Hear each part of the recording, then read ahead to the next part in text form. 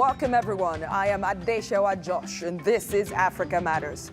We begin in Mali where a surge in deadly terror attacks is threatening stability in the West African nation. In South Africa, the families of miners killed in the Marikana disaster are still demanding justice 10 years on. And then we look at how Senegalese restaurants are giving customers new flavors to explore as ancient grains re-emerge on menus.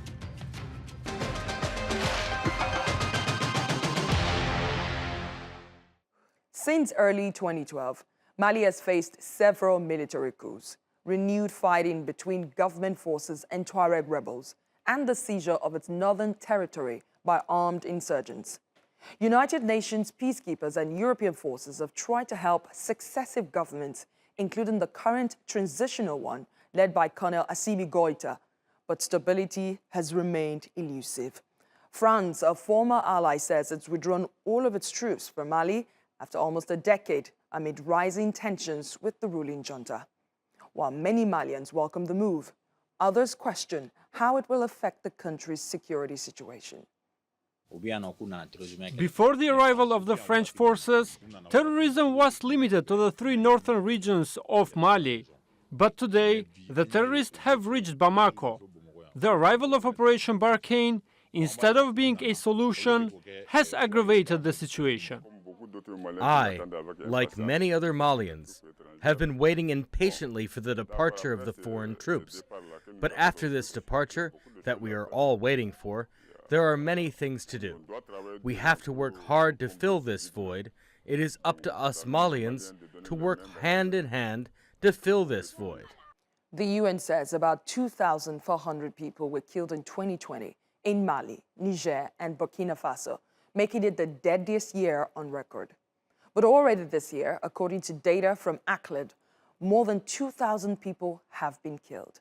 A local militia group affiliated to Al Qaeda has been blamed for the escalating attacks targeting army bases and civilians across the country. So, who are they? Jamaat Nusrat al-Islam wal Muslimin is a coalition of 4 militant groups formed in 2017, and it operates in the central Sahel region. It broadly aims to drive foreign forces out of Mali. It was previously limited to the northern parts of the country, but it's recently launched coordinated attacks involving suicide car bombs and shellings in central and southern regions. Last month, the group attacked Mali's largest military base in the capital Bamako for the first time, leaving at least 1 soldier dead. It's also claimed several attacks in Niger, Burkina Faso, Ivory Coast, Togo, and Benin, killing thousands of people and displacing millions across West Africa's Sahel region. Let's hear more from David Otto. He's an international defense and terrorism consultant. He joins me from London. Thank you so much for joining the program. What's behind the escalating attacks on civilians and security forces in Mali? I think there are a couple of reasons. First of all, we know that the Operation Barkhane, which was led by the French, they've been in Mali for the past 9 years. And now, for the past 6 months, they've been pulling back their forces. I mean, the 15th of August, we saw the last French forces cross over into Niger Republic. But what has happened in the past 6 months is that there has been a huge vacuum that has been left by the withdrawal of French forces. There's also been cases where the local population has been calling for MINUSMA, which is the UN mission in Mali, to pull out of Mali as well. So these gaps, have been exploited by jihadist and rebel groups and armed groups, within the region to launch attacks on both hard and soft civilian targets. But coupled with the fact that, the Malian government is an interim government, it is still trying to put together its counterinsurgency strategy. It therefore means that you will have scenarios where these jihadist groups that are more experienced on ground will have an upper hand. Can the junta-led government handle the unfolding security challenges without foreign partners like the French and MINUSMA? And the answer to that is very clear. The military junta has made it very clear that they can handle the counterinsurgency operation without the French forces, and that even if MINUSMA has to be engaged in the counterinsurgency operation, it has to be on the terms of the military junta. But you've got to remember that the junta is not working on its own. They have established a partnership with Russia, and some of the sources on ground are saying that this is an exclusive partnership with the group known as Wagner. Some have described it as mercenaries. But what the Malian government have said is that they are happy to establish this partnership with Russia, and alongside their national forces, which is the FARMA, they call them, they can deal with the insecurity. They do not need the French. As a matter of fact, they believe that the French at this point in time are more counterproductive to the counterinsurgency operations that the Malians do desire. The UN suggests that Al Qaeda is on the rise in the Sahel region compared to other parts of the world. Do you agree with that assessment? It depends on what statistics the UN is using to say that Al Qaeda is on the rise in sub-Saharan Africa. I think you cannot equate the rise of the terrorist movement simply by the number of attacks that they are carrying out. So, for example, if you talk about the case of Mali, yes, there has been recent attacks, and these attacks have been explained, by the gaps that have been created. But does that mean that Al Qaeda has increased in terms of numbers, in terms of capacity? I think, contrary to the UN's opinion, I think Al Qaeda has, lost a lot of its capabilities. If you look at the affiliations in West Africa, in Nigeria, they do operate, but at a much more lower capacity than we used to see prior to 2015. What impact would Mali's fraught relations with its traditional allies have on fighting these armed groups? I think it's not just, in the case of Mali here. I mean, even in the case of countries like France, it brings a very challenging counterinsurgency support operation from the French. If they are seen by Malians as not being capable of eradicating an insurgency movement, and how they manage, their diplomatic relations with the host nation. But for Mali, I think it establishes, some kind of an onus on the government to then come to the table and, design a national operation and work together with its neighbors. Now, what is very clear in this case is that I think, the Malian government, as well as African governments, are moving towards favoring a national strategy with very limited support from foreign and international force deployment. And I think that should be the better way forward. Let's talk about that strategy. How does Mali's security strategy need to change or be tweaked to tackle the growing insurgency? Let's face it, it's risen since the junta took power in 2020. I think, it's quite simple. Insurgency movements, they rely on, vulnerabilities of local communities. And these are movements that thrive on governance issues. They thrive on issues of economic vulnerabilities of the areas where they do operate. I think the simple way forward, if the government of Mali, hasn't already considered this, is to win the hearts and minds of the people. And the only way you can do that is to secure the simple social contract. You provide some level of security, and then you take some, level of freedom. And what I think, should be done in the case of Mali is to show the local population by working to establish, some stability within the economy. There is a lot of, ungoverned space within the northern and southern part of Mali where these jihadists have a stronghold. The government, the interim government has to work on that. That is the only way that you starve jihadists and armed groups, from recruiting vulnerable people and making a nightmare of the national security. David Otto, an international defense and terrorism consultant, thank you so much for speaking to Africa Matters. We have more stories coming up for you on Africa Matters. We'll take you to Nairobi, where Kenya's president-elect William Ruto is forging ahead with plans to take office, while his defeated rival, Raila Odinga, says he'll go to court to challenge the result. I'm Ntshepeng Mutema, and I'll tell you how 10 years after South African police shot dead 34 miners, the families of the victims are still demanding compensation.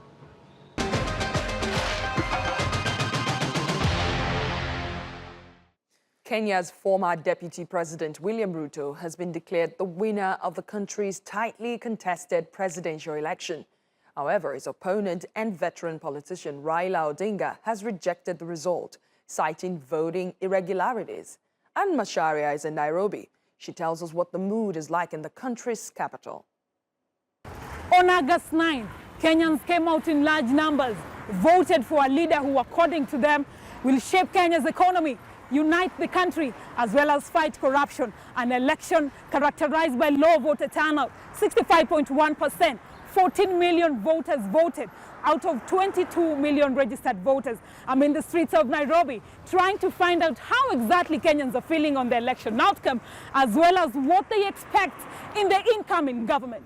I'm still sad about the way the election was conducted. Most Kenyans are silent about it now, but they will start complaining later on. We have to accept the election results as announced. It's better to challenge them in courts than resorting to violence because it will disrupt schools and work. There were tensions before, but they've cooled down. We would want that, one, that corruption is dealt with, two, that we have clear policies that are going to revive the economy, three, that we have systems that are working. Systems that are working, that will walk into an office, and it's not about your tribe, it's not about your ethnicity, that we are able now to look at the merit. Merit should be the issue. Kenyans are hopeful that the incoming government will serve them equally, regardless of their political affiliation. They're also praying for a peaceful country as the election cycle comes to an end. Anne Macharia, Africa Matters, Nairobi. August the 16th is a day many will never forget in South Africa. 10 years ago, police shot and killed 34 striking miners in the town of Marikana. A decade later, the families of the victims are still demanding justice and compensation. Nsepeng Motema reports. Nolondi Tuguza has come to dread this time of the year. She says every August brings memories of the day police shot and killed her husband and 33 other mine workers. They were striking for a living wage in the northern town of Marikana. 10 years later, she says her family is still suffering. For the children who have had to grow up without knowing their father, it's been painful. Over Christmas, when our fathers come back home from Johannesburg for the holidays, my children would ask, "Where is our father? When is he returning?" It's really painful. Her daughter Aluncedo, who was 4 when her father was killed, blames the government for ignoring the families of the victims after the massacre. I wish that the government could come to us and show that he acknowledges and he knows that this thing happened to these people, because I'm pretty sure he doesn't know where we live, what do we eat, what do we wear. The workers went on strike at Lonmin Mine, a British platinum producer.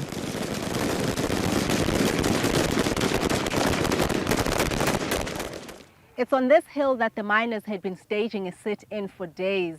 As they retreated back to their homes, police opened fire on them. A commission set up to probe the events later revealed that many of the dead and wounded were hit in the back and the head, indicating that they were running away from police and that no attempts were made to aim low as required by law.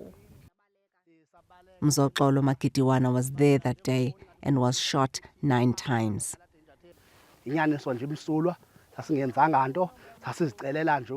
All we were asking for was fair pay so that we can support our families. Instead, they attacked us. After that, the government humiliated us even further by trying to hide what they did. Because of the shame of it all. The state was cruel to us. It banded together with big business against the workers. Makitiwana says some protesters armed themselves, mostly with sticks and knives, but that they weren't criminals. In 2016, the government agreed to compensate the families for the loss of income that the mine workers would have earned. But no police or other officials have been held accountable for the killings. Nomzamo Zondo is with the Socio-Economic Rights Institute, the legal team for the families. The organization has been demanding that in addition to the loss of income payouts, the government also needs to compensate them for the hurt they have endured. It would really be important for them to kind of compensate the families and engage with all of the victims. And by that, I want to include the surviving minors in a way that kind of says, we never want to see this moment again. We are remorseful. We regret that it happened to you. After years of legal battles, last week the government said it would settle all outstanding claims for compensation by the end of this month. Ntshepeng Mutima, Africa Matters, Marikana, South Africa.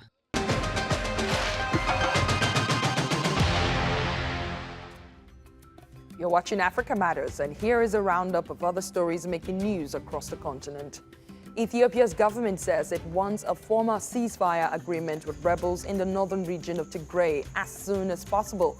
The announcement comes on the same day that the head of the World Health Organization says the Tigray region is experiencing the worst humanitarian crisis in the world. The WHO chief also suggested that racism is behind the lack of international attention. The Tigrayan rebel group known as the TPLF has dismissed the government's call, saying Addis Ababa has shown no interest in dialogue. Even though the fighting that began 2 years ago has eased since a truce was announced in March, millions still lack food and basic services.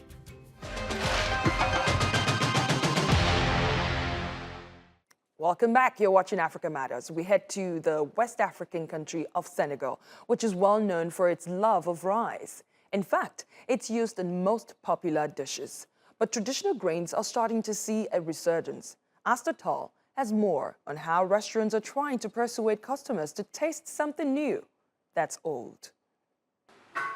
Kaliba Cafe is a family affair run by Maimouna Bai and her sisters. The restaurant focuses on introducing its customers to local products and traditional grains in particular. But it has been a tough sell. It was hard to get Senegalese to come in and eat locally sourced foods. For example, several people did not know fonio, but they were curious, and once they had a bite, they were won over. Over the last few years, fonio has gained international attention as a superfood. It's among the oldest cultivated African grains. Fonio is gluten-free, high in amino acids and iron, and packed with other proteins. Kaliba Cafe offers a wide range of fonio-based dishes, something that eventually helped draw more customers in. Today, we know that fonio exists at Kaliba Cafe. Whenever people want to try fonio, they come to Kaliba Cafe. They come to test, taste, and see this superfood. While Kaliba Cafe is among several restaurants looking for new ways to introduce traditional grains to consumers, there was a time when they were widely consumed. While their popularity has diminished, there still remain a number of health benefits. Marie-Louise Guy, a nutritionist for the past 18 years, urges all her clients to eat whole grains. Guy makes it clear the difference between widely consumed rice and other traditional grains comes down to how they're processed. As long as it's not overly processed, there are many nutrients in rice. When one is processing fonio, you cannot get rid of all the nutrients. So it's a product with a lot of nutrients, and it's very interesting from a nutritional standpoint. Guy says Senegalese tend to prefer the taste of rice, but the imported rice often has a higher sugar content than traditional grains. Restaurants like Kaliba Cafe want to show consumers that local grains can taste just as good and be better for you. Asta Tal, Africa Matters, Dakar. Artifacts dating back to 50,000 BC show wild yams were used for food in West Africa. Today, this region accounts for nearly 94% of all yam production in the world. But to provide food security and fight against worsening growing conditions, the crops need to be improved. Molecular geneticists in Nigeria are working on its genome sequencing, as Sumaya Jaylan reports. Nigerians call it the king of all crops. Yams are the region's primary cash crop, and they're a staple ingredient in everyday cooking. But as growing conditions worsen, yams need to toughen up. Before, the way they farmed was different. The soil is bad now. Soil was good and land was well graded in the past. When farmers planted yams, they would germinate quickly, but today the quality of the soil has declined because we use pesticide to kill all the fungus that affect the yam planting. Molecular geneticist Dr. Ranjana Bacharchi is working on yam genome sequencing at the International Institute of Tropical Agriculture in Lagos, Nigeria. The tech startup aims to provide future crops that are more adaptable to a changing climate and aims to genome sequence around 1,000 yam samples. If you want to make an improvement in crop, then you have to do genome sequencing to understand where the genes of your targeted traits like disease resistance, quality, etc. is available. So I decided to work on yam to actually change its status from orphan crop to a better valued crop. Nigeria produces nearly 70% of the world's yams, followed by Ghana and the Ivory Coast. The country needs to boost locally grown yams since global food prices are rising. We are going to try to take those genes and transfer, and then the quality will improve, the consumer preferences will improve, and also the yield of that crop will improve. So that will then ultimately lead to food security, not only in Nigeria, but also in West Africa where yam is being grown. Yam is food, money, and more in West Africa. Dr. Ranjana hopes that superior crops will lead to a better future for this region. Sumaya Jaylan, Africa Matters. Madagascar is also preparing for the future, but in a different way. The UN Food and Agriculture Organization says that by 2050, the world will need to produce 60% more food as the planet's population hits 9.3 billion. Many African countries already know how difficult it is to meet food demands with dwindling resources. Madagascar has suffered years of droughts and crop failures, but its Malagasy people have survived by turning to high-protein edible insects. Ludovica Brionla reports. Some are grossed out by eating these crunchy insects. But for the Malagasy people in Madagascar, insects aren't just a novel meal idea, but a source of much-needed nutrition in a time of growing poverty and hunger. The Vilala Farms project works to breed and process insects into high-protein food. Our research on how to dry and prepare the insects took us about 3 years. During this time, we were able to train and gain the necessary experience, as well as obtain the authorizations from the Ministry of Health and international qualifications. Now we are multiplying and improving the products and finding the means to have the necessary materials to increase our production. The Vilala Farms project is housed in Madagascar's Biodiversity Centre. It aims to produce enough edible insects to produce 500,000 meals every year. Now, it's focused on learning consumer tastes. We know that people have their preferences. For example, in the north, some insects are more popular than meat. Our role is to ensure that insects are always available and in sufficient quantities. An extra benefit to this insect farming is that it produces a powerful organic fertilizer. Trials are still being conducted, but it's hoped this could become an affordable and sustainable alternative. These fertilizers can be used for agriculture, and we can specify the breeds. We are currently working with the Manumbo Park in the southeast region on the Earth Harmony project. We are trying to vary the insect fertilizers for cloves, cinnamon, or coffee. We are launching into agroforestry. We use organic fertilizers because we know very well that we cannot use chemical fertilizers in protected primary forests. Edible insect production draws on Madagascar's local traditions. If successful, it could help reduce the country's malnutrition rate and lack of fertilizers for years to come. Ludovica Brignola, Africa Matters. We stay in the region, and this week we explore Pietermaritzburg in the province of KwaZulu-Natal, South Africa. It's known as the city of flowers for its azaleas and roses. Let's take a closer look.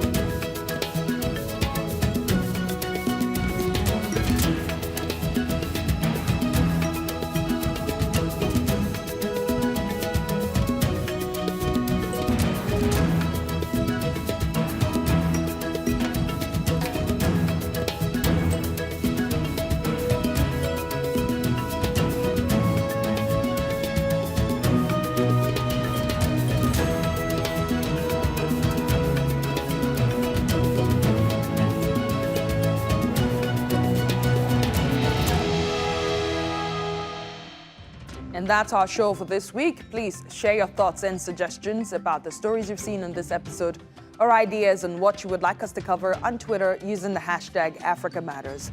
Feel free to reach out to me on my personal handle at @DeshawaJosh. You can watch this episode and more on YouTube. Just search Africa Matters TRT World. Comment, like, and share.